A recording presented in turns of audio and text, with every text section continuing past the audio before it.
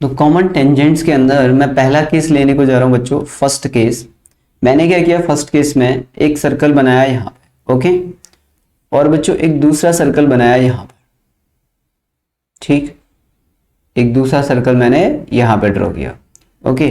यार आप लोगों का सपोर्ट चाहिए इसमें मुझे, मतलब भरपूर सपोर्ट चाहिए। मैंने आज तक मांगा नहीं है और ना ही मैं इलेक्शन में खड़ा हूँ तो उस तरह का सपोर्ट, बस मुझे आप लोगों की पढ़ाई के लिए इसमें थोड़ा सा सपोर्ट चाहिए।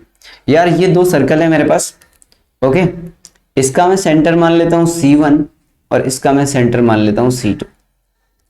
क्लियर?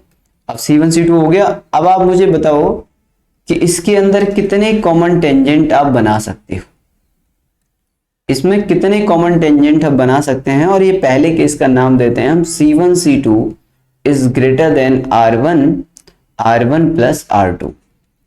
यानी C1 C2 यानी कि सेंटर्स के जो बीच का डिस्टेंस है ना, वो सम ऑफ रेडियस से ज्यादा होगा, वो सम ऑफ रेडियस से ज्यादा होगा। ये आपका पहला केस है, ओके। तो किसी ने आंसर 4 बताया है, किसी ने आंसर 4 बताया। कितने कॉमन टेंजेंट बन सकते हैं? ओम के हिसाब से 4 आ रहा है, अच्छा जी, ओके। तो कितने कॉमन टेंजेंट बन सकते हैं यहां पे? चलिए 4 2 इस तरीके से आ रहा है। तो अब आप देखो यार, एक कॉमन टेंजेंट तो ये बन जाएगा। क्या आप लोगों को ये दिखाई दे गया? एक कॉमन टेंजेंट यहां पे होगा कुछ इस तरीके से, ओके। यार एक कॉमन टेंजेंट बच्चों यहां पे कुछ इस तरीके से होगा,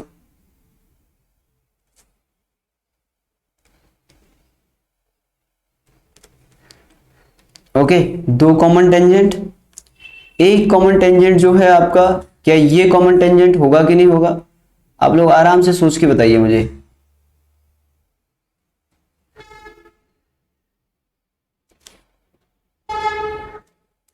क्या ये कॉमन टेंजेंट होगा, ये वाली लाइन? और क्या ये कॉमन टेंजेंट होगा, ये वाली लाइन? आप लोगों को कितने कॉमन टेंजेंट दिख रहे हैं इसके अंदर? 4। चलिए कितने कॉमन टेंजेंट दिख रहे हैं? 4। अब ये 4 टेंजेंट्स के अंदर, अब सुनना ध्यान से, ठीक है ना। इन 4 टेंजेंट्स के अंदर सबसे पहले तो सर्कल्स का नेचर कैसा है? Circles are disjoint, circles are disjoint. भाई अगर आपका C1 C2 बड़ा होगा R1 R2 से, तो सीधी सी बात है सर्कल आपस में ना तो टच करेंगे ना इंटरसेक्ट करेंगे, यानी कि circle neither touch and nor intersect each other. दो सर्कल यानी कि सेपरेट हो जाएंगे, तभी C1 C2 R1 R2 से बड़ा होगा। क्लियर? अब इस केस में आपके 4 कॉमन टेंजेंट आएंगे, 4 कॉमन टेंजेंट। अब उन 4 कॉमन टेंजेंट में बच्चों एक तो ये है T1 और एक ये हो गया T2, एक ये हो गया T3 कॉमन टेंजेंट 3, एक हो गया कॉमन टेंजेंट 4। क्लियर? ये इसका पॉइंट ऑफ इंटरसेक्शन हो गया कुछ यहाँ पे, okay. Now in 4 common tangent की बात करूं तो एक होता है इसमें DTC, डायरेक्ट कॉमन टेंजेंट। एक होता है बच्चों DTC, जिसे बोलते हैं हम डायरेक्ट, DTC नहीं DCT, डायरेक्ट, ठीक है ना।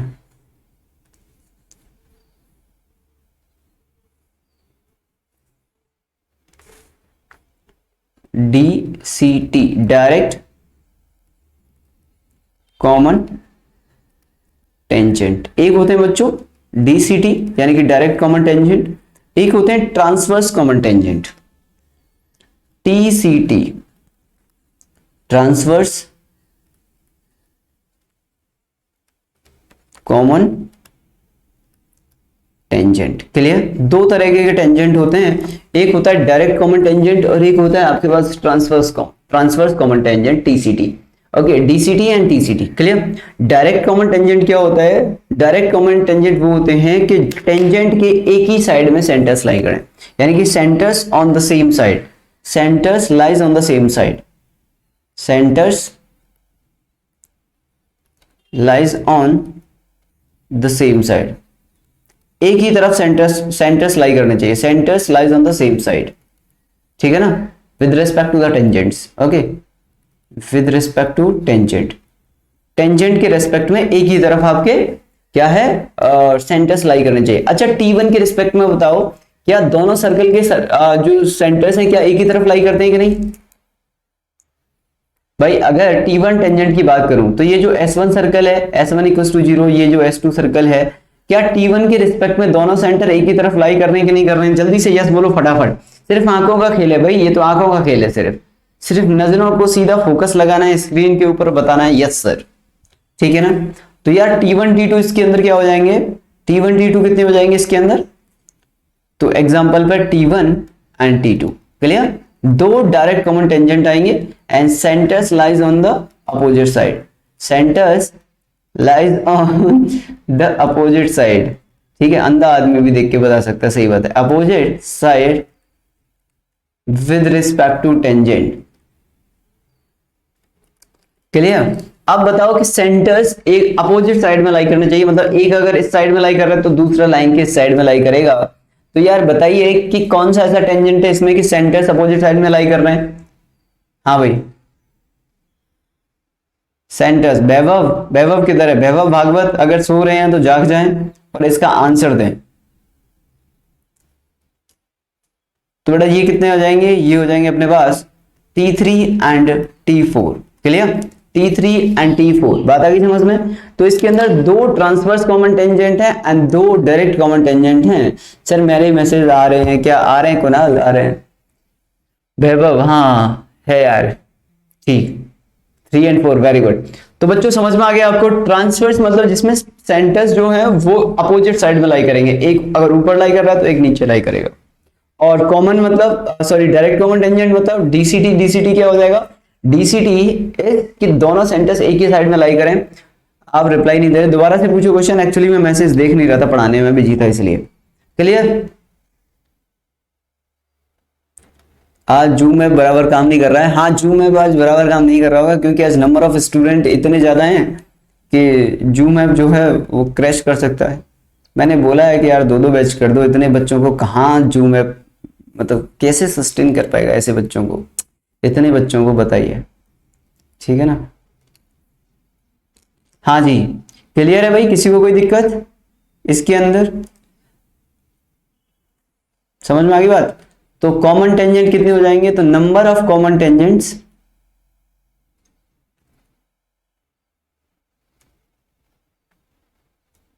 अरे कौन से पेन से लिखूं? Number of common tangents, Frank बताओ कितना आंसर आएगा? Where is Frank? Number of common tangents कितने आएंगे? Chirag very good, Chirag very good, link जो मत करना, हाँ उमेश वो तो है ही, वेरी गुड। तो ये आ गया 4, तो नंबर ऑफ कॉमन टेंजेंट कितने आ रहे हैं बच्चों? 4 आ रहे हैं। समझ में आ गया आपको? अभी आप सोच रहे होंगे सर इसे आप जी एडवांस टाइप टॉपिक क्यों बोल रहे थे? अभी बेटा समझ में आ जाएगा। अभी तो ये है ना, ये सिर्फ ऐसे ही चल रहा, मतलब इसमें तो मैं आपको ये बता रहा हूँ कितने कॉमन टेंजेंट होंगे। अभी रुक जाओ आप लोग बस, ठीक है। दूसरा केस, सेकंड केस पे चलते हैं। सेकंड केस में मैंने बोला कि if circles touches each other, अगर सर्कल आपस में एक दूसरे को टच करें तो कितने कॉमन टेंजेंट आएंगे? Very good Kunal, very good.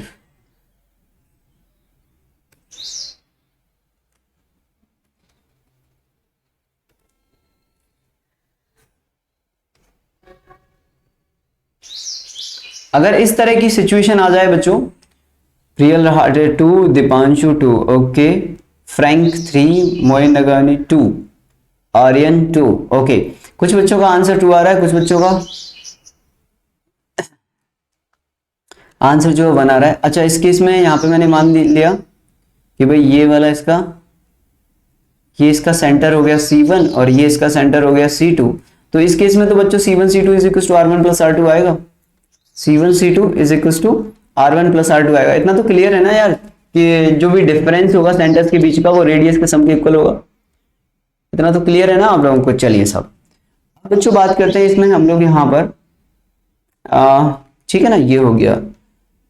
तो यहां पर मैंने कॉमन टेंजेंट्स बनाए, देखो कितने कॉमन टेंजेंट्स आ जाएंगे, ठीक है ना, कितने कॉमन टेंजेंट्स पॉसिबल हैं।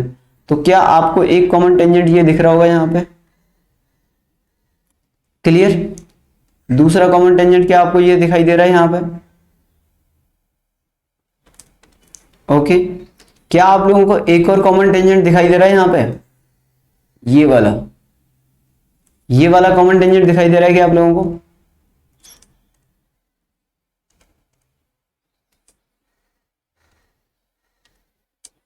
ठीक है, तो 3 कॉमन टेंजेंट हो गए बच्चों इसमें। वेरी गुड बच्चों, है ना, वेरी गुड। तो भाई 3 कॉमन टेंजेंट हो गए, एक हो गया T1, एक हो गया T2 और एक हो गया T3।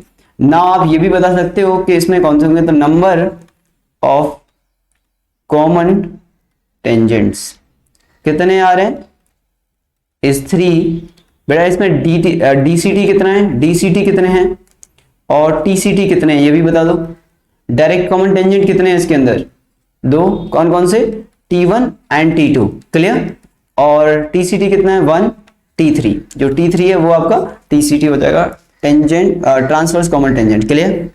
बात आ गई समझ में भाई? क्लियर। ये केस था जब सर्कल टचेज ईच अदर। अगर सर्कल आपस में बच्चों इंटरसेक्ट कर जाए एक दूसरे को, तो case number 3। Case number 3, when the circle intersect each other. When circles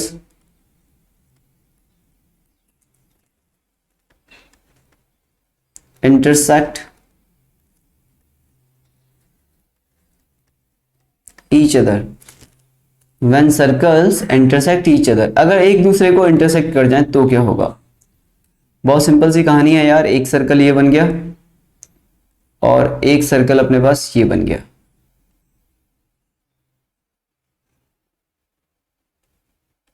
ठीक, 2 सर्कल बन गए। इसके अंदर कितने कॉमन टेंजेंट्स आएंगे भाई? एक कॉमन टेंजेंट जो कोई भी आदमी देख के बता सकता है, ठीक है ना। एक बार तो एक बच्चे ने मुझे देख के बता दिया था, बोला सर इसमें मैं बताऊं आपको कितने कॉमन टेंजेंट आएंगे? मैंने बोला बता बेटा। तो बोला वो तो सर बहुत आसान है। मैंने बोला कैसे? उसने बोला सर 2 कॉमन टेंजेंट आएंगे इसके अंदर। मैंने बोला बहुत अच्छे, 2 ही आंसर आएगा इसका। ठीक, फिर मेरे एक स्टूडेंट ने पूछा सर 2 कैसे आ गए? तो मैंने फिर उसे पूरा एक्सप्लेन करके बताया कि देख भाई 2 ऐसे आ गए। क्या आप लोगों को 2 कॉमन टेंजेंट दिख रहे हैं?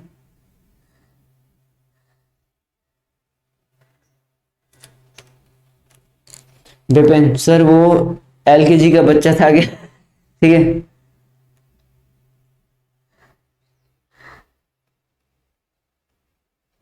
ठीक। तो ये 2 इसमें क्या आ जाएंगे? Common tangents. Okay, and now number of common tangents. अरे पहले तो ये बताओ कि इसकी कंडीशन कैसी होगी भाई। इसके अंदर जो आपका C1 होगा वो यहाँ पे कहीं होगा, जो C2 होगा वो यहाँ पे कहीं होगा।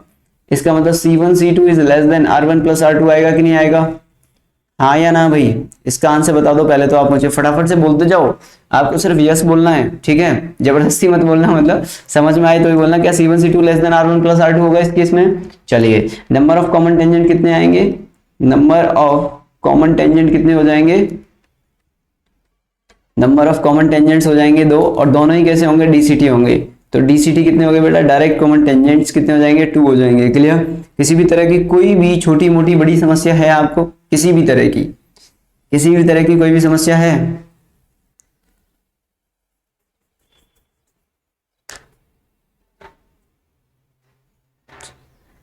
ओके, TCT 0 हो जाएंगे, बिल्कुल। TCT तो 0 हो जाएंगे। 2 ही नंबर ऑफ कॉमन टेंजेंट आएंगे और दोनों के दोनों क्या आ जाएंगे? आपके डायरेक्ट कॉमन टेंजेंट आएंगे भाई, क्लियर। किसी भी तरह की कोई समस्या। And the second last case बहुत जबरदस्त है यार। सेकंड लास्ट केस, 4th वाला तो जबरदस्त है, मतलब आपको मजा आ जाएगा 4th वाले में, ठीक है ना। Circle touches internally. अरे ये कौन आ गया सुबह सुबह? सर्कल टचेज इंटरनली, इतनी तेज बचा रहा है क्यों भाई? इसका बताओ आप, क्या आंसर आना चाहिए?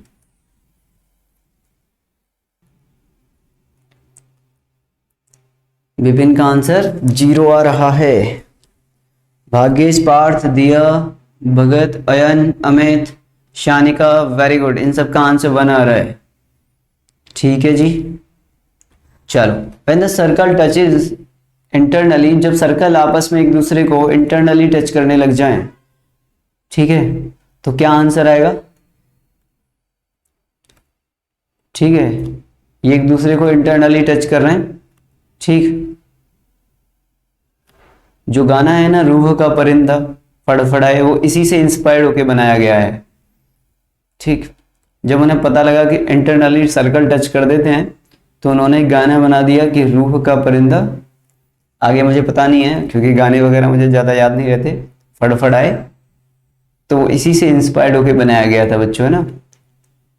ये अलग बात है कि इसका सच्चाई से कोई लेना देना नहीं है। ओके, चलिए साहब, तो यहाँ पे कितना हो गया? ये हो गया आपका C1, ये आपका हो गया C2। ओके, तो नाउ C1 C2 कितना आ जाएगा अभी? C1 C2 is equal to mod of R1 minus R2। Mod इसलिए लगाया कि पता नहीं कौन सा बड़ा होगा, डिस्टेंस इज ऑलवेज पॉजिटिव के लिए, तो इसमें एक ही कॉमन टेंजेंट आएगा। और क्या आप लोग इस कॉमन टेंजेंट को देख पा रहे हो? क्या आपका रेटिना पूरी तरह से फोकस कर पाएगा इस कॉमन टेंजेंट पे? अगर हाँ तो ध्यान से देखें, ये एक कॉमन टेंजेंट है जो आपको दिख गया होगा यहाँ पे, ये टेंजेंट है और इसका नाम क्या हो जाएगा? DCT, डायरेक्ट कॉमन टेंजेंट, ठीक है ना। सर आपकी वीडियो नहीं आ रही है, क्या बात कर रहे हो यार?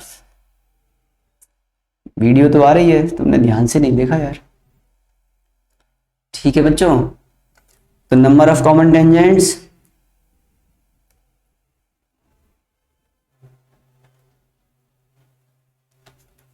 number of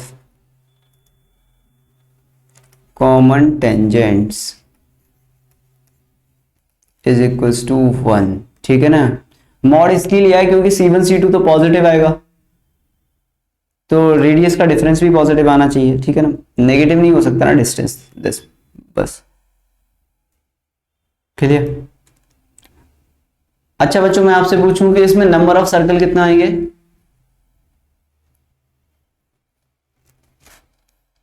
number of circle कितने आएंगे? नंबर ऑफ सॉल्यूशन कितने आएंगे इसमें? Number of solution, sorry, number of solution of the circle C1 and C2।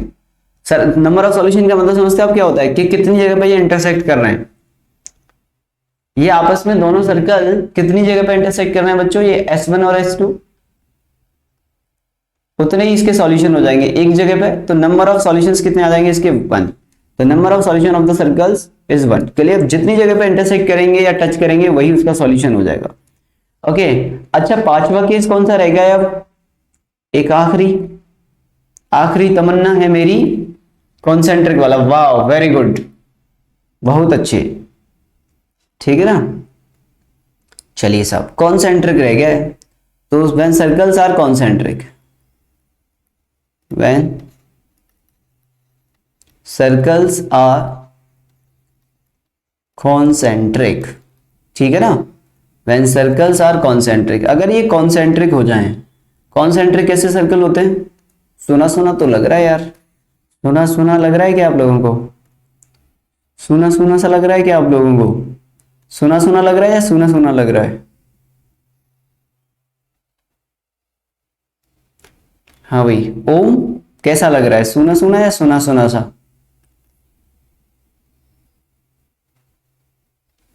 ठीक है, S1 equals to 0, S2 equals to 0, ठीक है। चलिए सर, अब इस केस में क्या हो जाएगा बच्चों?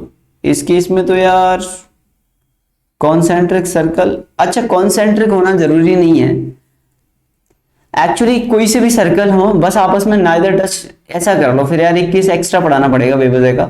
व्हेन सर्कल्स आर, या तो कॉन्सेंट्रिक होंगे तो भी चलेगा, या फिर circle when the circles are, when the circles, ऐसे लिख लो यार, एक ही केस में खत्म कर देता हूं, नाइदर टच नॉर इंटरसेक्ट,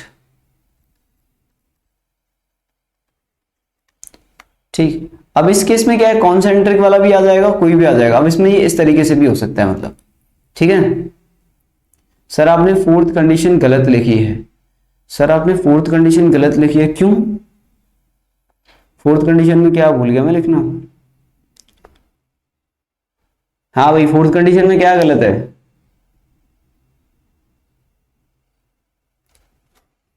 ठीक है, चलिए। तो यार ये मैंने मान लिया बच्चों, ये मेरे पास S1 हो गया, ये मेरे पास S2 हो गया, इस तरीके से। ये मेरे पास S1 इक्वल टू 0 हो गया, ये मेरे पास S2 इक्वल टू 0 हो गया। इन दोनों सर्कल्स के बीच में कोई भी, अच्छा इसकी कंडीशन में क्या आएगा, जो C1 C2 होगा, ओके, का जो भी मॉड होगा पॉजिटिव ही लेना है। C1 C2 तो वैसे भी पॉजिटिव ही हो जाएगा, डिस्टेंस R1 माइनस R2 के मॉड से छोटा होना चाहिए, क्लियर। इस केस में बेटा कॉमन टेंजेंट कितने आएंगे, तो number of common tangents 0, clear. Number of common tangents कितने हो जाएंगे, 0, ठीक है ना। तो इस केस में तो 0 कॉमन टेंजेंट्स आएंगे। अच्छा, number of solution of the circles कितने आएंगे, number of solution of the circles, circle के आपस में दोनों सॉल्यूशंस कितने आएंगे, क्या सर्कल कहीं पे इंटरसेक्ट कर रहे हैं या काट रहे हैं या टच कर रहे हैं, नहीं, तो सर्कल्स का भी सॉल्यूशन कितना आ जाएगा, 0, क्लियर। तो ये मेरे पास पांचवा केस हो गया, ठीक है भाई, क्लियर है सबको।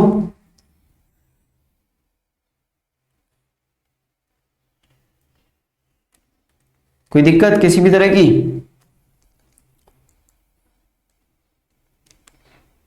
वो बच्चा कहाँ है, मोहम्मद उजर?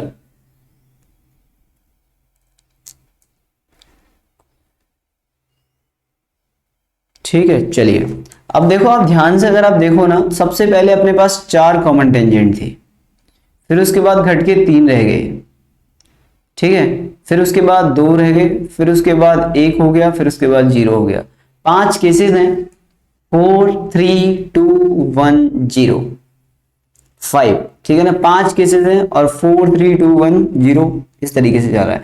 अब ये एडवांस में आएगा क्या, ठीक है ना। अच्छा, अब एडवांस में क्या आएगा, ये तो मैंने आपको बता दिया कि टेंजेंट्स क्या होंगे। डायरेक्ट कॉमन टेंजेंट समझ में आ गया आपको, क्लियर। आपको ये बात समझ में आ गई कि ट्रांसवर्स कॉमन टेंजेंट क्या होगा। अब हम बात करते हैं, अब जो जेईई एडवांस के हिसाब से और काफी इंपॉर्टेंट टॉपिक है, that is direct common tangent और ट्रांसवर्स कॉमन टेंजेंट का लेंथ वगैरह निकालना या फिर एंगल बिटवीन देम निकालना। अब देखो आप ध्यान से, तो यार संपूर्ण ध्यान हम इधर केंद्रित करो, ठीक है ना। सबका जितना भी ध्यान है उस पूरे ध्यान को आप यहां पे केंद्रित कर लें। ये आपका मैंने ध्यान बना दिया है। कुछ आपका दिमाग इसी तरह का है कि नहीं?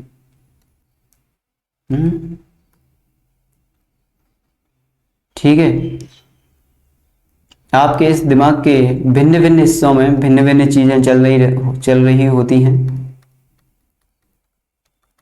किसी को पबजी खेलना होता है, किसी को अपने जीवन की चिंता है, कोई अपनी फैमिली बड़ी कर रहा है, किसी ने अपना जीवन साथी ढूंढ लिया है, एंड सो ऑन, ठीक है। तो यहाँ पे पबजी है, यहाँ पे किसी का सपना है, ठीक है ना, हो सकता है कोई सपना हो यहाँ पे, ठीक है। और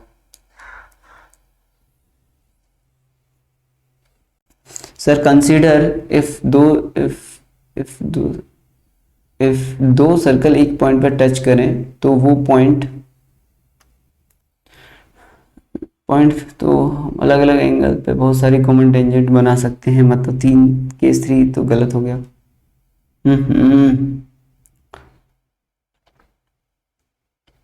कॉमन टेंजेंट मतलब होता है कि दोनों सर्कल को टच करके जाना चाहिए वो, ठीक है ना। तो तीसरा वाला गलत कैसे हो गया फिर? कैसे बना सकते हो आप? कोई बना ही नहीं सकते, बना ही नहीं सकते आप। अलग अलग पॉइंट्स पे कैसे बनाओगे, जरा बना के दिखाना, जरा कहाँ पे बनाओगे तीसरे केस में? इन 2 के अलावा पॉसिबल ही नहीं है। जब भी आएगा एक ही, जब भी आएंगे एक पॉइंट से टेंजेंट ड्रॉ कर रहे हैं ना हम तो एक पॉइंट अगर आपने बाहर ले लिया तो कॉमन टेंजेंट तो उसके लिए 2 ही आएंगे सिर्फ। एक पॉइंट के लिए तो 2 ही कॉमन टेंजेंट आएंगे ना इस केस में, ठीक है।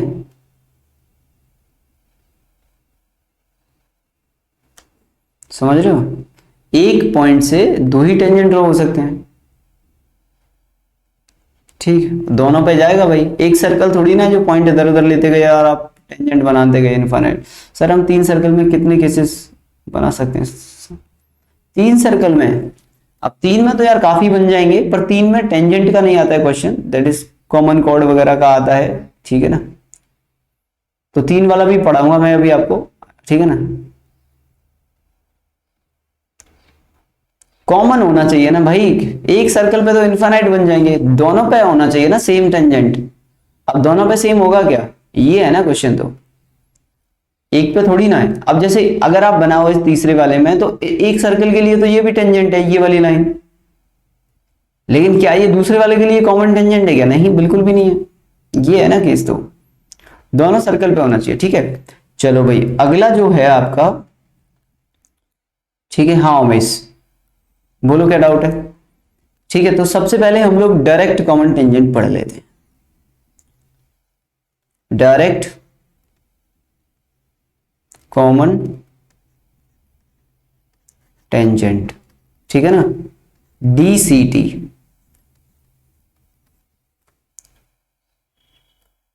डायरेक्ट कॉमन टेंजेंट, ठीक है। अब बच्चों इस डायरेक्ट कॉमन टेंजेंट में क्या है, सबसे पहले एक डायग्राम बना लेते हैं, देन हम यहाँ पे बात करेंगे। ओके यार, ये बहुत ही इंपॉर्टेंट टॉपिक है, तो थोड़ा ध्यान से समझिएगा इसे, ठीक है। तो और थोड़ा इसमें कैलकुलेशन भी रहेगी, कैलकुलेशन वाला पार्ट भी है इसके अंदर।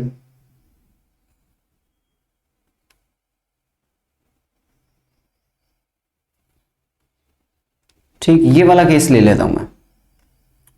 ओके सर, इंग्लिश में कितने मिले थे 12th में? होंगे 85 के आसपास, इतने ही थे मेरे तो, 85 के आसपास ही थे शायद, ठीक है ना, 86 या 85, क्या ही करना है उनका अब।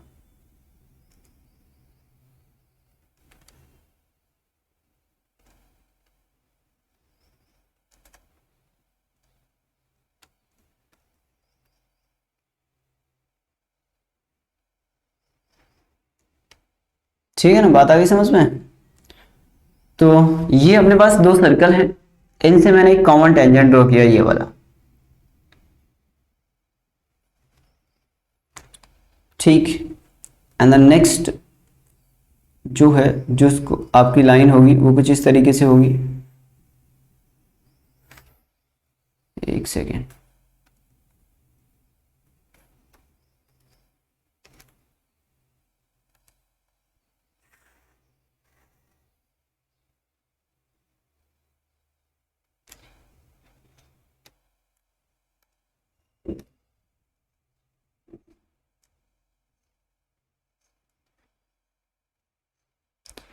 ठीक है भाई, इतना समझ में आ गया आपको,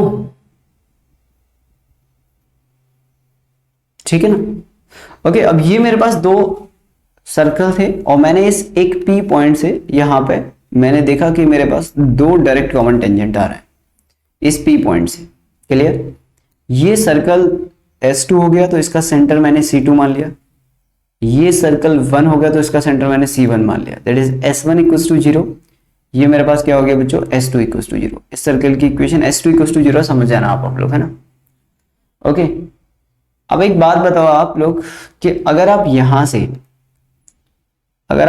से एक टेंजेंट ड्रॉ करोगे, सॉरी नॉर्मल ड्रॉ करोगे, तो उसे 90 डिग्री पे कट करेगा, और यहां से ये वाला भी इसे 90 डिग्री पे कट करेगा। 90 डिग्री पे मिलाओगे तो 90 डिग्री पे आ जाएगा,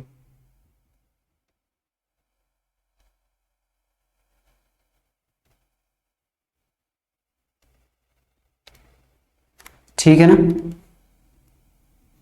ये आ गया। ओके, इसका मैंने नाम दे दिया N, और इसका मैंने नाम दे दिया M, इस पॉइंट का, क्लियर। फिर मैंने क्या किया, इन दोनों को यहां से ज्वाइन कर दिया, एक लाइन ले ली, और एक लाइन से ये बच्चों तीनों आपस में ज्वाइन हो जाएंगे, ये आपके पॉइंट्स ज्वाइन हो गए।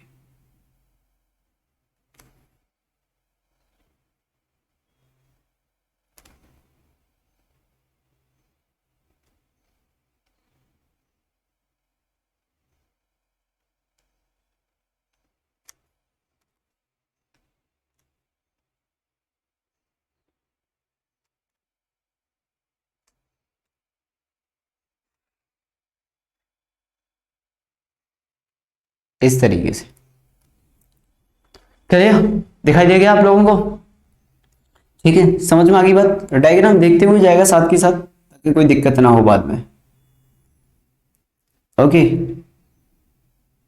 ठीक है भाई, ये आ गया। अब मैंने क्या किया, अब मैंने आपसे बोला कि यार ये वाला जो एंगल है ना, अगर ये थीटा है तो फिर ये वाला एंगल भी थीटा होगा। ये तो आप ऑलरेडी पढ़ ही चुके हो, इसमें तो कोई बात ही नहीं है। क्लियर, इतना तो आप ऑलरेडी पढ़ चुके हो भाई, ठीक है ना। ये जो है वो आपका टेंजेंट 1 मान लिया मैंने T1, और ये जो है वो मैंने आपका टेंजेंट 2 मान लिया T2। Now the length of tangent तो सेम ही होता है, ये भी आपको पता ही है।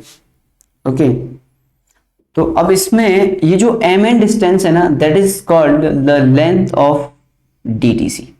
ये जो एम एन डिस्टेंस आपका हो जाएगा यहां से लेके यहां तक, that is the length of DTC। यही आपका डायरेक्ट कॉमन टेंजेंट का लेंथ हो जाएगा, क्योंकि यहां इस पॉइंट से लेके इस पॉइंट तक ये आपका डायरेक्ट कॉमन टेंजेंट है। क्लियर, क्या इतनी बात आप लोगों को समझ में आ रही है? क्या इतनी बात आप लोगों को समझ में आ रही है यहाँ पर? हाँ भाई, तक हम लोगों ने देखा कि मैंने इस P पॉइंट से टेंजेंट ड्रॉ किए तो इस पर दो डायरेक्ट कॉमन टेंजेंट मिल गए अपने को। क्लियर, एक ये वाला और एक T2। क्लियर, तो दो अपने को डायरेक्ट कॉमन टेंजेंट मिल गए, तो इसमें जो लेंथ होगा डायरेक्ट कॉमन टेंजेंट का वो यहाँ से यहाँ तक होगा, सिर्फ MN तक।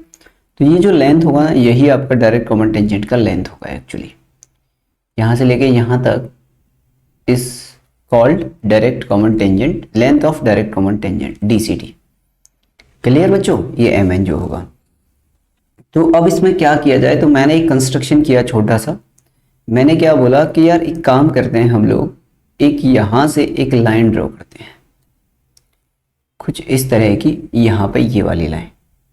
ओके बच्चों, ये डॉटेड लाइन दिखाई दे रही है आप लोगों को, और ये जो है वो इसके साथ 90 डिग्री बनाएगी, और इसे मैंने M है तो M डैश मान लिया इस पॉइंट को। क्लियर है, बात आ गई समझ में? तो क्या आप लोगों को यहां पे ये समझ आ रहा है कि MNC2 M dash, MNC2 M dash is a rectangle, होगा कि नहीं होगा भाई? MNC2 M dash is the rectangle, ये रेक्टेंगल होगा।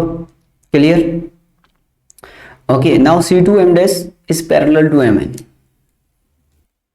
C2 M dash is parallel to MN, दोनों आपस में पैरेलल भी हैं ये, क्योंकि ये भी 90 बना रहा है, ये इसके साथ 90 बना रहा है, ये 90 हो गया, रेक्टेंगल हो गया। तो इसका मतलब C2 MN, ये जो आपका C2 M डैश होगा, क्या वो MN के इक्वल होगा कि नहीं होगा?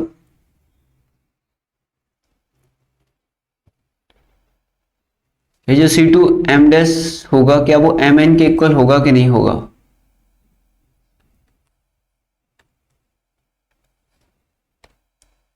हाँ भाई, बिल्कुल होगा। ठीक है ना, चलिए अब ये बात आपको समझ में आ गई, ये होगा। फिर मैंने बोला कि यार अब मैं क्या करने वाला हूं यहाँ पे, ये तो अपने को समझ में आ गया, चलो ये होगा। मैंने आपसे बोला कि अब यहाँ पे क्या करें हम लोग, ठीक है ना। तो अब मैंने बोला कि यार ऐसा करो, ट्राइंगल लो आप, ठीक है, एक सेकेंड।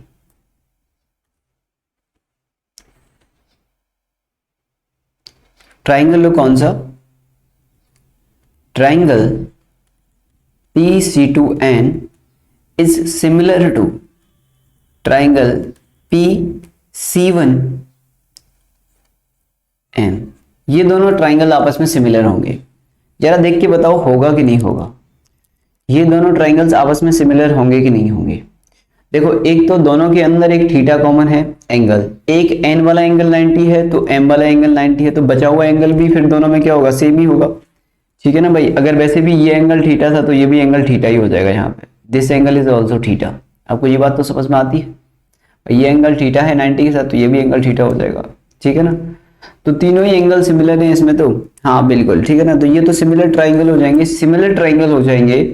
तो क्या आप ऐसे बोल सकते हो कि PC2 upon PC1 is equals to बच्चों C2N अपॉन C1M हो जाएगा?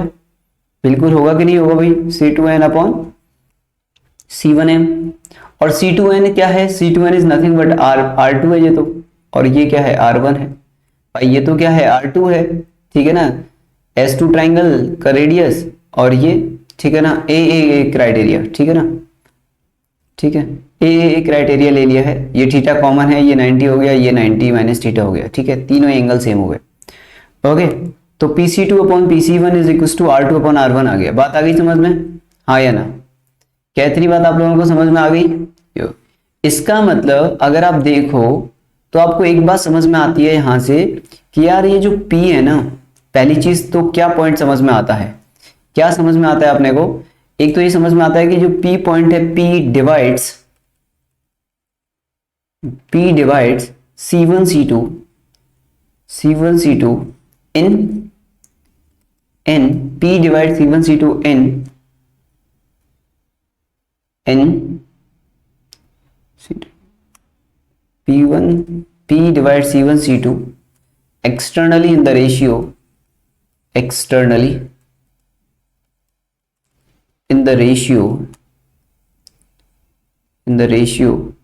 R2 upon R1। क्लियर भाई, ये R2 upon R1 के रेशियो में डिवाइड कर रहा है।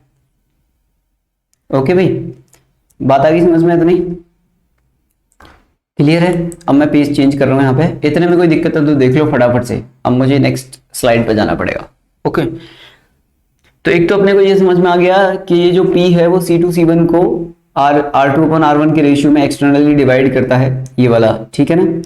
अरे यार PC2 upon PC1 R2 upon R1 है, इसका मतलब ये से एक्सटर्नली डिवाइड कर रहा है R2 अपॉन R1 के रेशियो में, ठीक है ना।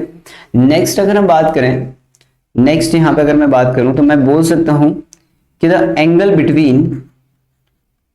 Between direct common tangents is equal to 2 theta. होगा कि नहीं होगा भाई? Angle between direct common tangents T1 and T2 कितना हो जाएगा? 2 थीटा। हाँ बच्चों, आएगा कि नहीं आएगा भाई? यही आएगा। क्लियर? तो अगर ये आएगा तो एक बात बताओ आप लोग मुझे, ठीक है ना, ये हो गया। तो मैंने एक ट्राइंगल लिया कि इन ट्राइंगल C1 C2 और M डैश ले लेता हूं, C1 C2 M डैश, ये ट्राइंगल ले लिया मैंने C1 C2 M डैश। क्या आप लोगों को यहाँ पे C1 C2 M डैश दिखाई दे रहा है? ठीक है ना, तो C1 C2 M डैश ले लिया मैंने यहाँ पे। तो बेटा ये वाला जो एंगल है, इस एंगल थीटा, ये कितना आ जाएगा भाई? C1 C2 M डैश मैंने एक ट्राइंगल लिया है, तो ये थीटा कितना आ जाएगा? तो यहाँ पे आप बोल सकते हो कि sir tan theta is equal to आ जाएगा आपका tan थीटा। tan थीटा क्यों? मुझे तो M, एक्चुअली मुझे क्या चाहिए? मुझे तो C2M चाहिए, क्योंकि कॉमन टेंजेंट जो है वो मुझे मिलेगा यहाँ से, ठीक है ना। या फिर C1 C2 के टर्म में भी निकाल दो आप। C1 C2 के समय यहाँ से कितना आ जाएगा? sin theta is equal to perpendicular, that is perpendicular upon hypotenuse, ठीक है ना। तो ये एंगल थीटा है तो इसके सामने वाला परपेंडिकुलर, तो sin थीटा लिख दो यार आप यहाँ से। तो sin थीटा कितना आ जाएगा बच्चों? तो sin theta is equal to perpendicular यानी कि M dash C1, perpendicular M dash C1 upon C1 C2। क्या यही आ रहा है?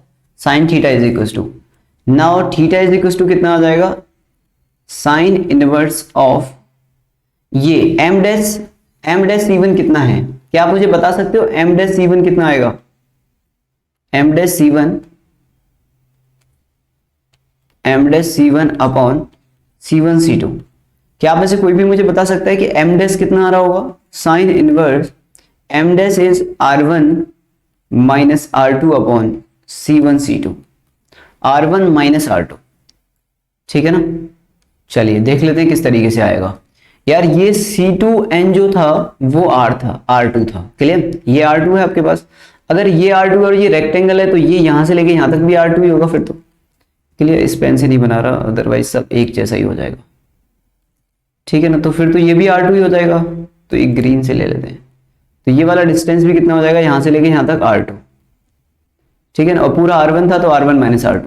क्लियर? कुणाल बात समझ में आ गई? ये R1 माइनस R2 होगा, ना कि R1 plus R2। Clear? Okay, तो ये आपके पास आ गया बच्चों साइन थीटा, और मुझे चाहिए था 2 थीटा। तो 2 थीटा कितना हो जाएगा मेरे पास? तो यहां से 2 theta is equal to 2 sine inverse of R1 minus R2 upon C1 C2। Clear? कितने लोगों को बात समझ में आ गई यार, ये बता दो अब मुझे। मैंने आपसे पहले ही बोला था थोड़ा सा तगड़ा वाला टॉपिक है, बेसिक ज्योमेट्री लग रही है एक्चुअली। ओके, है तो समझने में कुछ नहीं है क्योंकि सिर्फ ज्योमेट्री है, लेकिन यह है कि हाँ क्वेश्चन थोड़ा ढंग का है। ठीक है, बात आ गई समझ में? तो एंगल बिटवीन द डीसीटी कितना हो जाएगा? ये हो जाएगा 2 theta is equal to this. तो हमें ये पता लग गया। बस ये फॉर्मूला याद रख सकते हैं, बिल्कुल रख सकते हो फॉर्मूला, लेकिन कॉन्सेप्ट भी याद रख लो, अगर बाई चांस कोई एप्लीकेशन बेस्ड क्वेश्चन आ गया तो कर पाओ। ठीक है ना, किस तरीके से फाइंड कर रहा हूं मैं।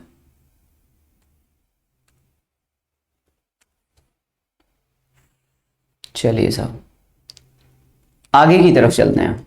अब आगे कहां चलते हैं? इसमें next is length of DCT. Length of DCT, length of DCT direct common tangent का लेंथ कितना आएगा, और वो किसके इक्वल हो जाएगा? That is equal to M N. ठीक है, ओके, ये एम एन के इक्वल हो जाएगा। अब अगर हम सिंपल से सिंपल चीज देखें ना, तो in triangle C1 C2 M dash, क्योंकि भाई जो C2 M डैश है वो मैं पहले ही बता चुका हूं आपको एम एन के इक्वल है। जो C2 M डैश आ रहा है आपका वो एम एन के इक्वल आ रहा है। स्टार्टिंग में मैंने आपको यहाँ पे बता दिया था कि ये आएगा। क्लियर? तो अगर मैं आपसे इसी ट्राइंगल के बारे में बात करूं कि in triangle C1 C2 M dash, तो इसमें क्या हो जाएगा यार? C1 C2 का whole square is equal to, ये कितना हो जाएगा? C1 M डैश का स्क्वायर प्लस, और ये हो जाएगा C2 M डैश का स्क्वायर। होगा कि नहीं होगा भाई? C1 M डैश का स्क्वायर C2 M डैश का square equal to this. Clear? यही होगा, आराम से देख लो, इसके अंदर यही आएगा।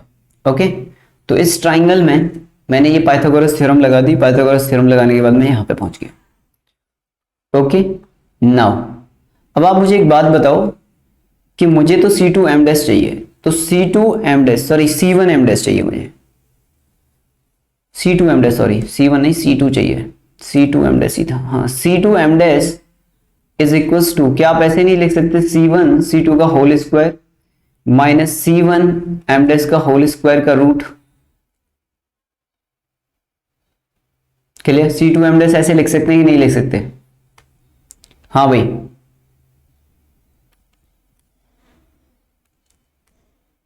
ठीक है ना, ये आ गया। Now C2 M dash is nothing but Mn, तो Mn इज इक्वल टू कितना? C1 C2 का square minus C1 M dash कितना आ रहा था मेरे पास? R1 minus R2, R1 minus R2 का होल स्क्वायर। ये तो Mn is the length of tangent DCT, तो length of direct common tangent DCT is equals to कितना आ जाएगा बच्चों? C1 C2 का होल स्क्वायर माइनस का R1 माइनस R2 का होल स्क्वायर का रूट। कितने लोगों को बात समझ में आ गई भाई? तो ये आपका होता है length of direct common tangent. ये आपका length of direct common tangent है यार। क्लियर है भाई? ये आपका length of direct common tangent हो गया। किसी भी तरह की कोई दिक्कत इसके अंदर? हाँ, पाइथागोरस थ्योरम, पाइथागोरस थ्योरम लगा दिया है बस इसके अंदर। ठीक है ना, लेंथ ऑफ डीसीटी निकालने के लिए पाइथागोरस थ्योरम का यूज किया। तो यहां पर दो चीजें निकालनी, तीन चीजें अपने को समझ में आ गई इसके अंदर। तीन मेन मेजर जो पॉइंट हैं तीन, वो समझ में आ गए अपने को। तीन मेजर पॉइंट कौन से हैं अपने पास? अगर मैं तीन मेजर पॉइंट की बात करूं यहां पे, तो तीन मेजर पॉइंट अपने पास जो आते हैं बच्चों निकल के, वो ये है कि पहला जो पॉइंट है, फर्स्ट पॉइंट, वो है कि P divides C2 C1 in R2:R1 ratio externally. Okay, R2:R1 ratio externally, जो पहले पड़ेगा उसकी तरफ R2 है, मतलब C2 की तरफ R2 पड़ रहा है, C1 की तरफ R1 पड़ रहा है, सिंपल। दूसरा जो पॉइंट समझ में आया अपने को वो है कि angle between DCT, angle between direct common tangent DCT is equals to 2 theta is equals to 2 sine inverse of R1 minus R2 upon C1 C2। Clear? दूसरा पॉइंट ये समझ में आया। एंड द तीसरा point, length of DCT, length of direct common tangent जो आई अपने सामने, यानी कि mn जो था, इज इक्वल टू कितना आ गया, वो ये आ गया रूट ऑफ c1 c2 का होल स्क्वायर माइनस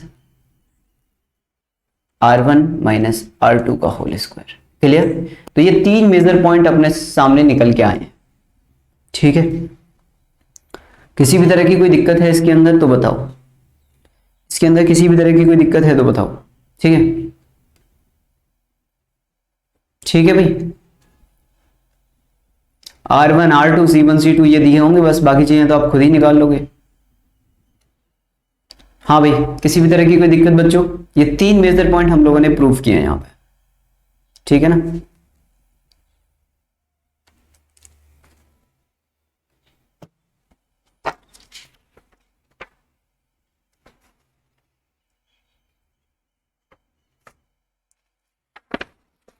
अब इसमें क्या बचता है, questions, radical axis, then question C. अभी इसमें सिर्फ और सिर्फ जेई एडवांस के क्वेश्चंस कराने हैं मुझे आपको, लेकिन क्वेश्चंस का लेवल तगड़ा होता है ना, जिसे बोलते हैं तगड़ा, वो वाला है। सर क्वेश्चन में क्या क्या दिया होगा, यही इंफॉर्मेशन दी होगी, R1 दिया होगा, R2 दिया होगा, C1 C2 दिया होगा, इस तरीके से। क्लियर? ठीक है भाई, चलिए। अच्छा एक चीज बताओ, अब इसमें जैसे मैं नोट करके लिखूं यहाँ पे, एक इंपॉर्टेंट नोट है ये, है ना, इंपॉर्टेंट नोट है ये। ओके,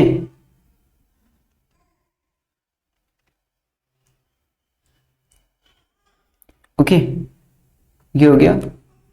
नाउ इसमें अगर हम बात करें, हाँ निकाल सकते हैं भाग्येश वैसे, लेकिन सर्कल की इक्वेशन दी होनी चाहिए ना। अगर सर्कल की इक्वेशन ही नहीं है तो फिर क्या करोगे? कुणाल ये क्यों पूछ रहे हो तुम? ठीक, हाँ बिल्कुल ठीक है। The when circle touches each other externally,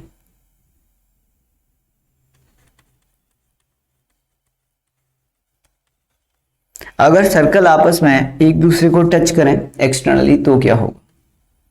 ठीक, तो बहुत सिंपल सी कहानी है। अगर ये आपस में एक्सटर्नली टच कर रहे हैं एक दूसरे को, देखो बच्चों, एक यहां पर है, ठीक है ना, और एक आपका यहां पर है। अगर ये कुछ इस तरीके से सर्कल्स हैं, ओके, तो एक बात बताइए आप लोग मुझे, ये दो सर्कल हो गए अपने पास, अगर ये आपस में एक दूसरे को एक्सटर्नली टच कर रहे हैं तो इस केस में जो C1 C2 होगा वो कितना आ जाएगा बच्चों? C1 C2 जो होगा, क्या वो R1 प्लस R2 के इक्वल आएगा कि नहीं आएगा? आराम से सोच के बताओ। क्या इस केस में जो C1 C2 आएगा आपका, वो R1 प्लस R2 के इक्वल आएगा कि नहीं आएगा भाई? आएगा। Okay, now in this case the length of direct common tangent, clear? तो डायरेक्ट कॉमन टेंजेंट का लेंथ कितना आ जाएगा इस केस में? C1 C2 की जगह मैंने R1 प्लस R2 का होल स्क्वायर रख दिया, माइनस R1 माइनस R2 का होल स्क्वायर का रूट, यही आना चाहिए फिर तो। नाउ इसे सॉल्व करेंगे तो इसे सॉल्व कर लो, आप कितना आ रहा है, ये 2R1 square, R1 square plus R1 square is 2R1 square, sorry ये तो माइनस है ना, तो कट ही जाएगा यार, 2R1 क्यों बचेगा, ये कितना बचेगा, R1 square minus R1 square cut गया, R2 स्क्वायर से R2 स्क्वायर कट गया, 2R1, तो ये बचेगा 2R1 इंटू R2, तो 4R1 R2 बच जाएगा, ये रूट ऑफ 4R1 R2, यानी कि 2 times root of R1 R2, that is the length of DCT when the circles are touching each other externally.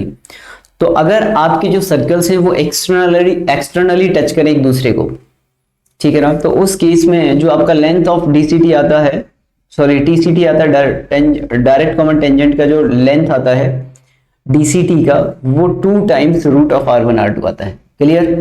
क्या इतनी बात क्लियर है आप लोगों को? हाँ भाई, आराम से चेक करके बताओ, क्या इतनी बात क्लियर है? क्या ये आएगा कि नहीं आएगा? सभी बच्चों का आंसर चाहिए,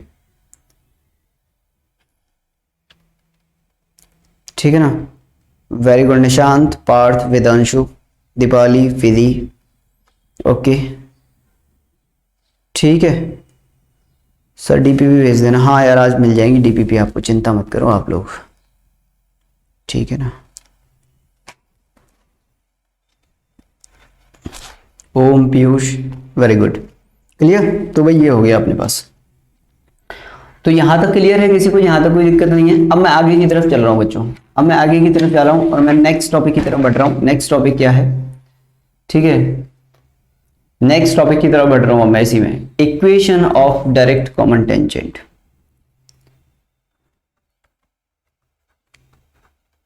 equation of direct common tangent, equation of direct common tangent. अगर आप इक्वेशन कैसे निकालेंगे अब डायरेक्ट कॉमन टेंजेंट का? ठीक है ना भाई, आपको गिवन क्या क्या है, C1 C2 गिवन है आपको, ठीक है ना। आप equation of direct common tangent कैसे फाइंड करेंगे?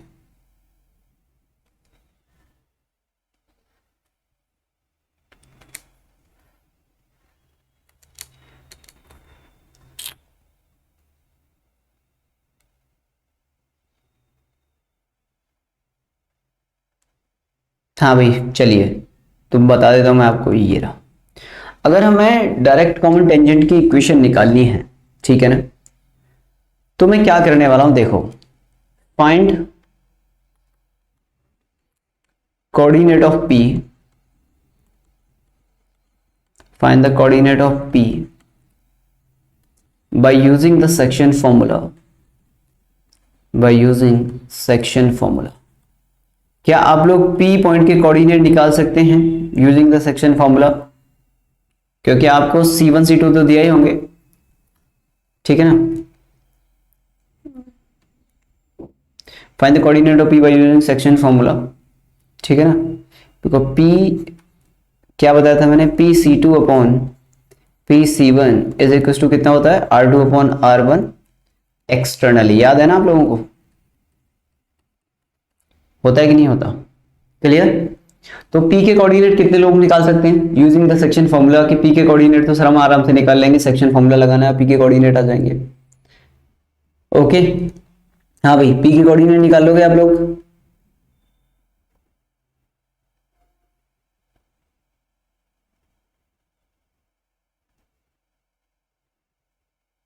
निकालोगे कि नहीं? जल्दी से बताओ भाई। अरे वही तो बोला है कैसे सेक्शन फॉर्मूला लगाना है। हाँ सेंटर दिए होंगे आपको, सेंटर्स गिवन है, ठीक है ना। C1 and C2 are given, ठीक है ना। C1 एंड C2 गिवन है, तो आराम से निकाल लोगे आप। चलिए मान लेते हैं कि लेट P के कोऑर्डिनेट आपके पास अल्फा कॉमा बीटा आ गए, ठीक है ना। P के कोऑर्डिनेट आपके पास अल्फा कॉमा बीटा आ गए। अब क्या करेंगे हम, find the perpendicular distance, perpendicular distance दूसरा पॉइंट, फर्स्ट पॉइंट तो ये हो गया अपने पास, सेकंड पॉइंट क्या हो जाएगा, perpendicular distance, find the perpendicular distance from C1 या फिर C2 to the line, to the line, ठीक है। अगर बच्चों P के कोऑर्डिनेट ये हैं to the line, to the line, और मैंने लाइन क्या मान सकता हूं मैं, y minus beta is equal to M x minus alpha. ये मैंने मान लिया कि ये इक्वेशन 1 है मेरे पास। भाई अगर मैंने मान लिया कि P के कोऑर्डिनेट मेरे पास अल्फा बीटा है, मैंने मान लिया कि let slope is M slope मान लिया, तो इक्वेशन ऑफ लाइन तो ये आ जाएगी। फिर समझ रहे हो बात कि नहीं? बता सकते हो कि नहीं? भाई अगर आपने अल्फा बीटा निकाल लिया, आपके पास अल्फा बीटा पॉइंट निकल गए, ओके। आपने मान लिया कि sir let the slope of the M is, let the slope of the line is M, तो स्लोप जो है वो m मान लिया आपने। Then find the perpendicular distance from C1 या C2 to the line, to the line, यानी कि equation 1, okay. And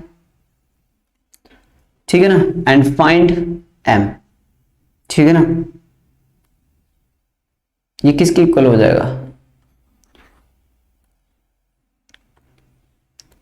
to the line is equal to respected radius, respective radius।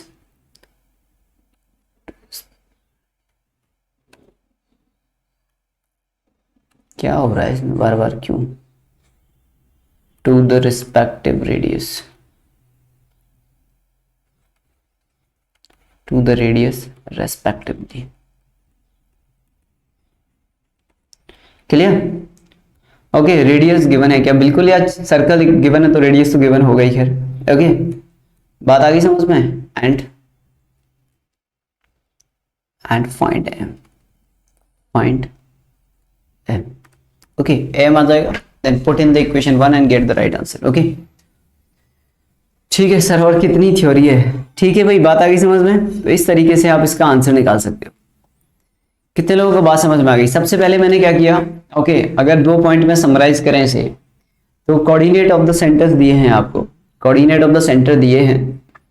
फिर उन्होंने बोला कि यार आप पी पॉइंट के कोऑर्डिनेट निकाल लो। कैसे निकालेंगे? By using the section formula हम लोग पी पॉइंट के कोऑर्डिनेट निकाल लेंगे।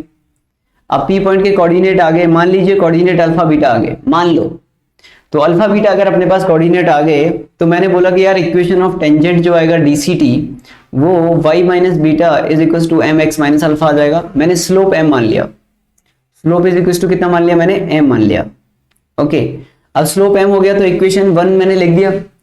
अब मैंने क्या किया, किसी भी सेंटर से कोई भी सर्कल, जैसे 2 सर्कल है मेरे पास S1 और S2, इन 2 सर्कल में से, ये 2 सर्कल थे ना यहाँ पे, ओके, अब आप कहीं से भी, यानी कि यहाँ C2 से या तो परपेंडिकुलर डिस्टेंस फाइंड कर लो भाई, या फिर C1 से परपेंडिकुलर डिस्टेंस फाइंड कर लो, उसे आप R1 या R2 के इक्वल रख दो, वहां से आपको m मिल जाएगा। m मिल गया तो आंसर आ जाएगा। अब क्योंकि मॉड होगा, परपेंडिकुलर डिस्टेंस पे आपको पता है ना मॉड आता है, मॉड आएगा तो 2m की वैल्यू आएंगी, 2m की वैल्यू आएंगी तो आपका आंसर 2 आ जाएंगे। 2 ही इक्वेशन आनी चाहिए भाई, डीसीटी की 2 ही इक्वेशन तो आएंगी यहाँ से, इस केस में तो, इस केस में 2 इक्वेशन आएंगी डीसीटी के, तो 2 आंसर आ जाएंगे आपके पास। क्लियर? एक तरीका तो ये हो गया। दूसरा तरीका बताऊं क्या? दूसरा तरीका बताऊं क्या?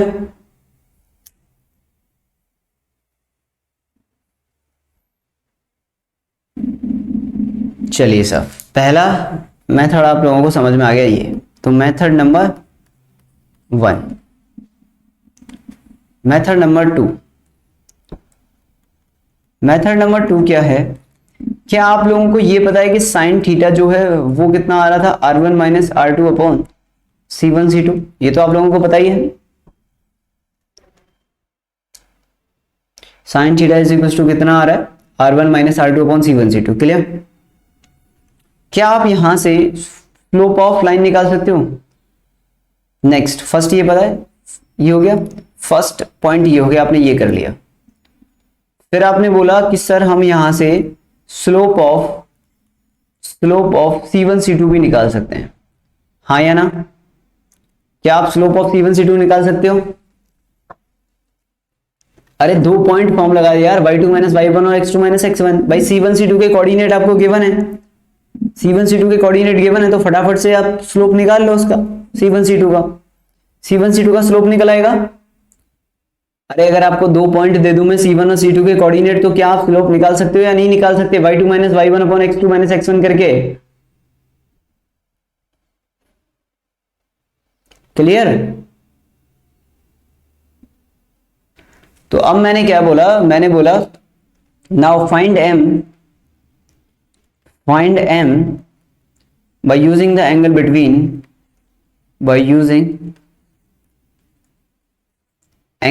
between two lines. तो आप इस तरीके से भी निकाल सकते हो m, ठीक है? And then use y minus y1 is equal to y minus beta is equal to m x minus alpha, ठीक है ना? तो m ऐसे निकल आएगा आपका। Let me show you with the graph. ये था मेरे पास, आप लोगों ने यहां से C1 C2 निकाल लिया और ये थीटा निकाल लिया। अब जो C2 m डैश का जो भी स्लोप होगा वही स्लोप mn का होगा कि नहीं होगा?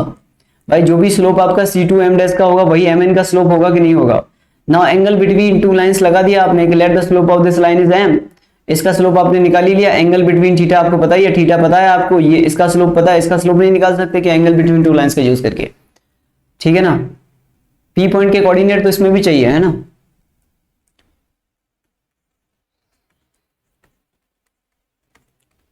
बाइसेक्शन फॉर्मूला, तो ऐसे भी कर सकते हैं, बाइसेक्शन फॉर्मूला।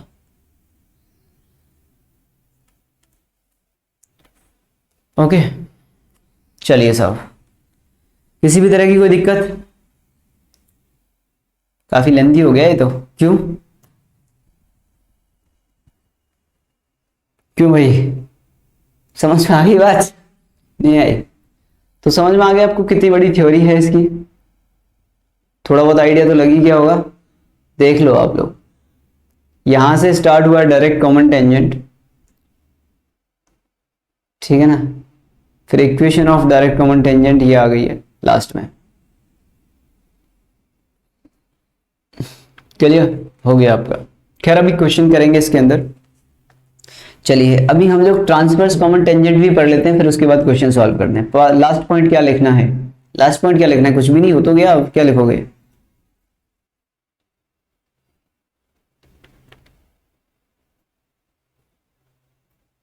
क्या लिखना है लास्ट पॉइंट में? बस हो तो गया, स्लोप निकल गया तो इक्वेशन ऑफ लाइन निकल गई। ठीक है, तो एक ट्रांसवर्स कॉमन टेंजेंट और पढ़ लें क्या? ठीक है, लास्ट पॉइंट क्यों, कौन सा नहीं समझा यार इन लोगों को? क्या नहीं समझा इसमें? अरे साइन थीटा निकाल लिया मैंने, स्लोप ऑफ C1 C2 निकाल लिया, पी पॉइंट के कोऑर्डिनेट निकाल लिए सेक्शन फॉर्मूला यूज करके। सेक्शन फॉर्मूला नहीं समझा मतलब ये तो यार पी पॉइंट के कोऑर्डिनेट है ना, अल्फा बीटा, ये निकाले थे ना यहाँ पे। एक्सटर्नलिटी डिवाइड कर रहा है ये पी C2 C1 को, तो पी पॉइंट के कोऑर्डिनेट एक्सटर्नल डिवीजन लगा के नहीं निकाल सकते क्या? अरे यार ये अल्फा है यार, 2 थोड़ी ना लिखूंगा मैं कुछ भी, ठीक है ना। ओके नाउ अभी बात करते हैं ट्रांसवर्स कॉमन टेंजेंट की, इसका भी खत्म ही कर देते हैं थ्योरी, ठीक है, छोटी सी है इसकी तो next is transverse common tangent.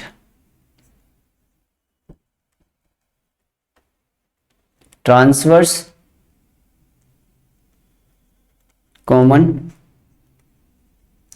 Tangent, ठीक है भाई। कल की क्लास में आपका ये चैप्टर थ्योरेटिकली कंप्लीट हो जाएगा और परसों की क्लास में क्वेश्चंस हो जाएंगे खत्म। क्वेश्चंस परसों की क्लास तक हो जाएंगे। क्वेश्चंस मैं आपको कल सेंड कर दूंगा, तो आप वो क्वेश्चन सॉल्व कर लेना खुद से, फिर हम उन्हें डिस्कस करेंगे, ठीक है। सभी क्वेश्चन जबरदस्त होंगे, मतलब एक से एक तगड़ा क्वेश्चन जिसे बोलते हैं वो वाले क्वेश्चंस, ठीक है। Okay now the transverse common tangent. Sir next chapter PNC ले लेते हैं। आप लोग भी बोर हो गए हो ना इससे, कोऑर्डिनेट ज्योमेट्री से काफी, कितने समय से चल रहा है,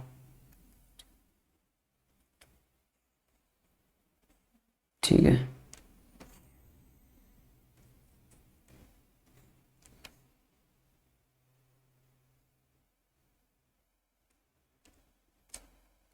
ठीक है भाई, ट्रांसवर्स कॉमन टेंजेंट बना लेते हैं सिर्फ इसमें। तो now the transverse common tangent is,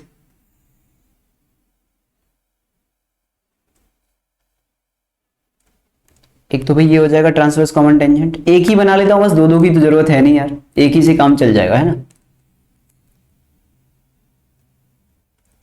that is यहां पर C1 ले लेता हूं और यहां पर C2 ले लेता हूं, क्लियर। और इस C1 C2 को ज्वाइन कर देते हैं इस लाइन से, ये C1 C2 ज्वाइन हो गया आपका। और यहाँ पे बच्चों ये वाला जो है वो आपका 90 डिग्री बनाएगा इसके साथ,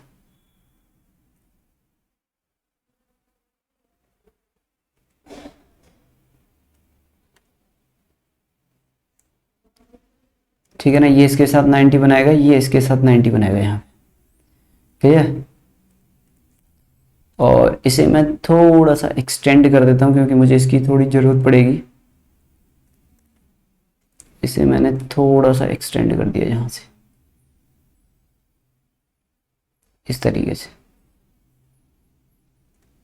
ठीक है, ये आ गया ना। फिर मैंने इसको इस तरीके से एक्सटेंड किया है और इसको मैंने इस तरीके से इस पर ज्वाइन कर दिया। अब ऐसा क्यों किया है आपको थोड़ी देर में समझ में आ जाएगा। ओके, डायरेक्ट कॉमन टेंजेंट तो आपको दिखाई दे ही रहा होगा यहाँ पे, ये आपका M है, ये आपका N है, ओके। ये इसके साथ 90 बनाएगा, ये इसके साथ 90 बनाएगा, क्लियर। ये हो गया ना, C1 C2 हो गया, ये मेरे पास रेडियस R1 हो गया, ये थोड़ा आसान है ना, ये R2 हो गया, क्लियर। अगर ये एंगल थीटा है बच्चों तो क्या ये भी एंगल थीटा ही होगा फिर तो, ठीक है ना। और इसको मैंने आगे एक्सटेंड किया है तो इसे मैं एन डैश मान लेता हूँ, ये एन डैश हो गया मेरे पास, ठीक है ना, ये मेरे पास एन डैश हो गया।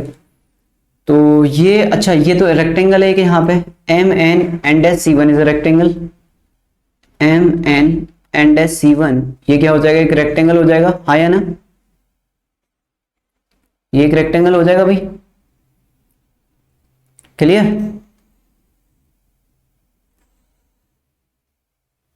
ये आपका एक रेक्टेंगल हो गया, ओके। अच्छा, इसमें जो P है, अगर आप सिमिलर ट्रायंगल की प्रॉपर्टी लगाओ तो क्या हो जाएगा, क्या आप ये बोल सकते हो कि PC2 upon PC1 is equal to R2 upon R1 आएगा, क्लियर। क्योंकि ये 90 है, ये एंगल 90 है, ये एंगल थीटा, ये एंगल थीटा, ये और ये भी होंगे, मतलब ट्राइंगल्स, ये मैं लिख देता हूं पर इतना आप कर सकते हो, PC1M is similar to triangle PC2M, दोनों सिमिलर होंगे, हाँ या ना, ठीक है ना। तो ये होंगे, तो इसका मतलब क्या हो गया, पहली चीज अपने को समझ में आ गई कि P डिवाइड्स C1 C2 इन R1:R2 रेशियो इंटरनली, है ना, हाँ या ना भाई। पहला पॉइंट तो ये समझ में आ गया आपको, ये मैं अंडरलाइन कर देता हूं ताकि आप लोग इसे भूलो ना, ये ध्यान रखिएगा भाई, ये वाला पॉइंट जो है ये आपको ध्यान रखना है, मैं इसे अंडरलाइन कर रहा हूं यहाँ पे इस वाले पॉइंट को, ताकि आप इसे भूलें ना, ये वाले पॉइंट को ध्यान रखना है आपको, ठीक है ना। क्योंकि इससे P पॉइंट के कोऑर्डिनेट निकलेंगे, P पॉइंट के कोऑर्डिनेट निकलेंगे तो इक्वेशन ऑफ TCT निकलेगा, ट्रांसवर्स कॉमन टेंजेंट, क्लियर। अब आप मुझे बताओ कि यहाँ पे आप साइन थीटा कितना लिख सकते हो, कोई भी ट्राइंगल का यूज कर लो, देन साइन थीटा की वैल्यू बताओ।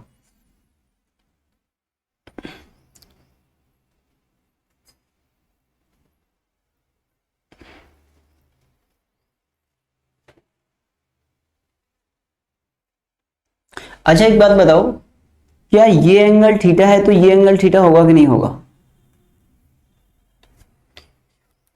ठीक है ना।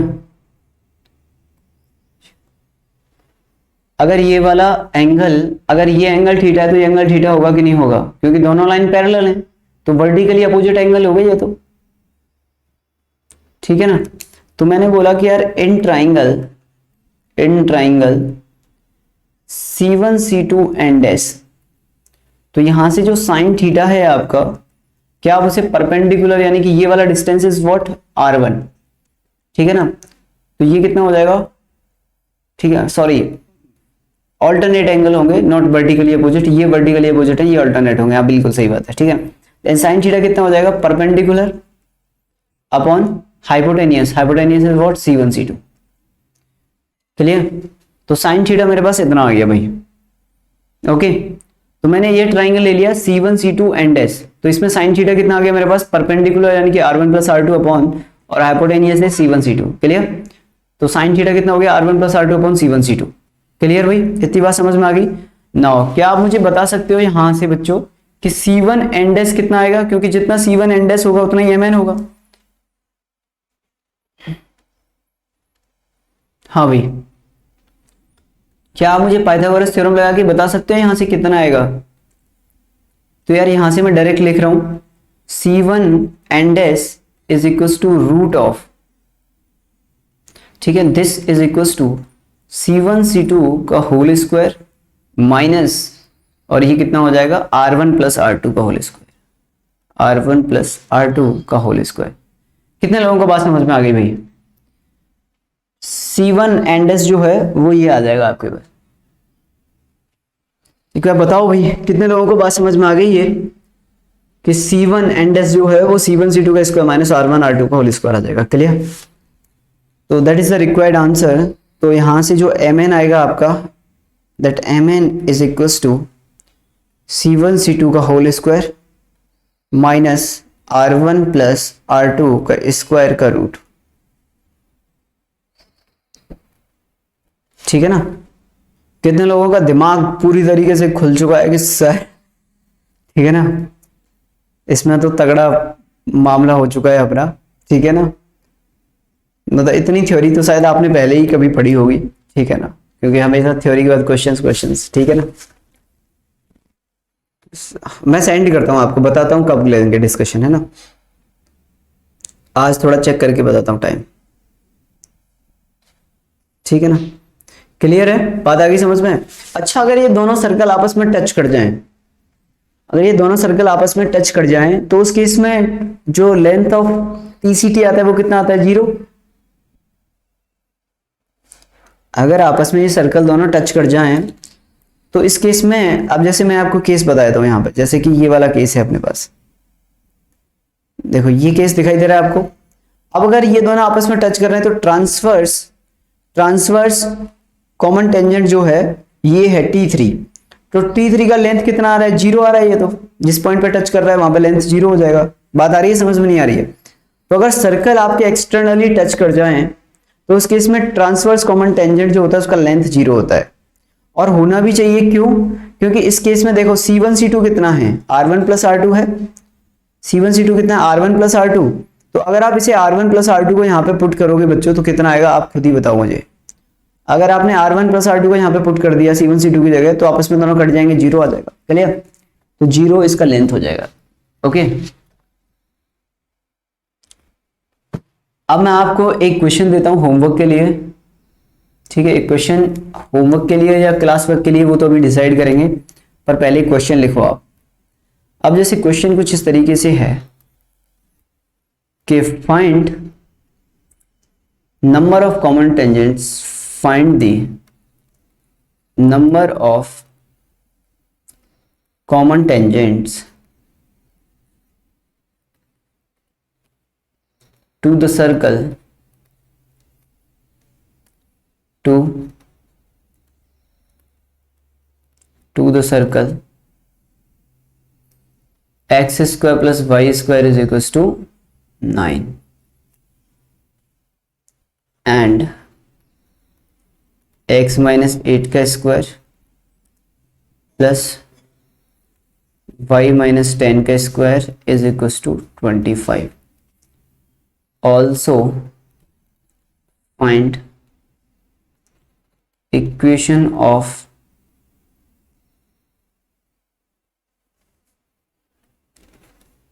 DCT and TCT। ये आपका होमवर्क हो गया भाई।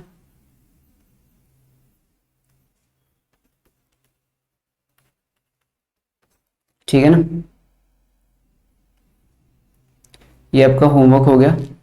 ओके, अब ये आपको सॉल्व करना है, बताना है क्या आंसर आएगा, ठीक है। और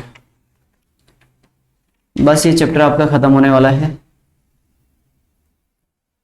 सर वो C1 C2 और R1 R2, अरे अगर दोनों आपस में टच करेंगे ना तो C1 C2 equals to R1 plus R2 होता है ना। देखो वहां पे स्टार्टिंग में लिखा है, कॉमन केसेस बताए थे जब कॉमन टेंजेंट के। अगर C1 C2 आप आपस में टच करेंगे ना दोनों सर्कल, तो C1 C2 कितना हो जाएगा, R1 प्लस R2 के इक्वल हो जाएगा ना। तो दोनों आपस में कट जाएंगे, 0 आ जाएगा। ठीक है ना, ठीक है।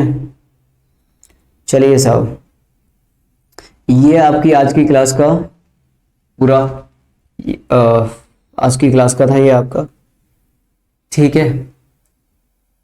तो ये हो गया, मेरे ख्याल से आपको पढ़ने के लिए काफ़ी मिल गया है आज, ठीक है ना। तो अब आपसे मुलाकात होगी कल, चैप्टर ऑलमोस्ट फिनिश होने वाला है, ठीक है ना। ठीक है भाई।